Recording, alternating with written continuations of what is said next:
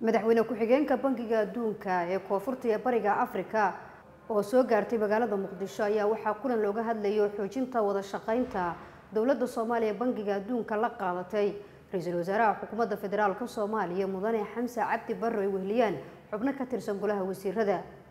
kulanka oo ka qabsoomay xafiiska ra'iisul wasaaraha ayaa diiradda lagu saaray mashaariicda horumarineed ee bangiga adduunku ka fuliyo Soomaaliya in lagu saleeyo barnaamijyada hortabinta ula xukuumadda oo ka turjumaya baahida bulshada Soomaaliyeed.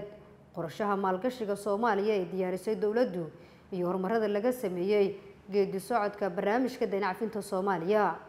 ra'iisul wasaaraha xukuumadda federaalka Soomaaliya oo kulanka ka hadlay ayaa xusay in dawladda Soomaaliya ay diyaarisay shuruuc lagu horumarinayo kaabayaasha dhaqaalaha dalka Soomaaliya loogu diyaarinayo maalgashi caalami ah marka lagu guuleysto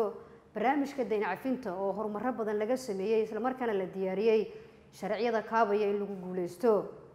madaxweyne ku-xigeenka bangiga adduunka ee bariga iyo koonfurta Afrika ayaa ku bogaadisay xukuumadda dadaalka ay gelisay meelmarinta shuruucda wax u taraysa dhiirigelinta maalgashiga kobaca dhaqaalaha iyadoo ballan qaaday in dawladda Soomaaliya ay kala shaqayn doonto hirgelinta mashaariic lagu horumarinayo kaabayaasha dhaqaalaha dalka. ra'iisul wasaaraha xukuumadda federaalka Soomaaliya Xamse Cabdi Barre ayaa xusay in xukuumaddu ay dib u eegis ku sameyn doonto qorshaha qaranka si uu la jaan qaado qorshaha xukuumadda sida xasilinta deegaanada laga xoreeyo qawaariirta,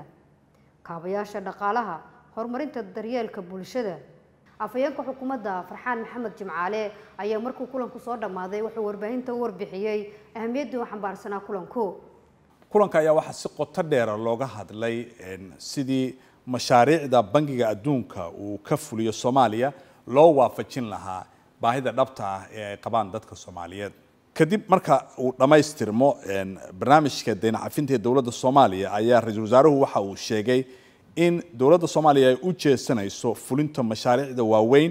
ee kaabayaasha dhaqaalaha iyo in laga faa'iideysto kheyraadka badan ee alla ku manaysta wadankeena oo shacabku 75% ay yihiin dhalinyaro xoogan oo laga faa'iideysan kara awoodooda, taasi oo uu sheegay in isbedel weyn ay ku keeni doonto in guud ahaan dhaqaalaha wadanka Soomaaliya kadib marka la gaaro sanadka soo socda. waxa kale oo kulanka looga hadlay in mashaariicdu ay noqdaan kuwa ay ka muuqato lahaansho Soomaaliyeed, taasina ay ku hirgeli karto in mudnaanta ay ka timaado dawladda Soomaaliya.